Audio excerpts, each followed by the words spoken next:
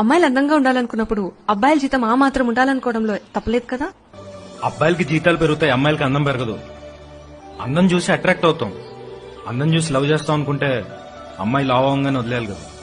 అమ్మాయిలు practically బొక్కుంటారు practical గా. నిజంగా ప్రాక్టికల్ గా ఉంటే రాంగ్ పర్సన్ సెలెక్ట్ చేసుకుని బ్రేకప్లు ఎందుకు చేసుకుంటారు? ముందేమో ఫ్యాంటసీ వరల్డ్ లో ఉంటారు. మీరు హై హీల్స్ వేస్తే గానీ 5'5" ఉండరు. మీకు మాత్రం ప్రభాస్ హైట్ ఉండాలి, మహేష్ బాబు లుక్ ఉండాలి, అఖిల కూల్ గా ఉండాలి. మీ కవర్ పిక్ డిస్ప్లే పిక్ వారం రోజులు పొగిడితే చాలు పడిపోతారు. ఒక 6 నెలలు గ్యాప్ ఇస్తే వాడు ఒక ఎదవని తెలుస్తుంది. బ్రేకబుల్ కాని వాళ్ళు ఎంతమంది ఉన్నారు చెప్పు. ఓ బ్రేకప్ అవ్వగానే లైఫ్ మొత్తం అర్థమైపోయినట్టు ఏదో బిల్డప్. ఆ తర్వాత నాలంటి వచ్చి ప్రపోజ్ చేస్తే ఫీలింగ్స్ లేవంటారు. ఇలా పొగిడితే పొగిడించుకుంటారు, బ్లషింగ్లు స్మైలీలు.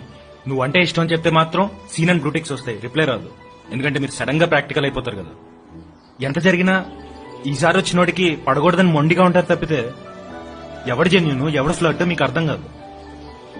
ఒక 6 నెలల్లో హ్యాండ్ ఇచ్చి వెళ్ళిపోయేవాడికి ఏ రూల్స్ ఉండవు. లైఫ్ లాంగ్ కమిట్మెంట్ ఇస్తా అంటే మాత్రం నమ్మరు. దానికి తోడు స్పెషల్ స్టేటస్లు, ప్యాకేజ్లు, ఎక్స్పెక్టేషన్స్. మీ మొండితనాన్ని ఇండిపెండెంట్ అనుకుంటూ, కంఫర్ట్ జోన్ ని ప్రాక్టికల్ అనుకుంటూ బతికేస్తారే. నీకు అమ్మాయిల మీద రెస్పెక్ట్ పోయి ఇలా మాట్లాడుతున్నావు. రెస్పెక్ట్ ఉంది కాబట్టి ఇంత మాట్లాడుతున్నాను. కాకపోతే అమ్మాయిని ఓవర్ రేట్ చేస్తున్నారు. ఒక అబ్బాయి లవ్ చేస్తున్నాడు అనగానే ఫ్యాన్ లా ట్రీట్ చేస్తారు. ఒక అబ్బాయి లవ్ లో కూడా ఫాదర్ ఉంటాడు, బ్రదర్ ఉంటాడు, ఫ్రెండ్ ఉంటాడు, బాయ్ ఫ్రెండ్ ఉంటాడు. ఇవన్నీ కలిపితేనే హస్బెండ్ అవుతాడు.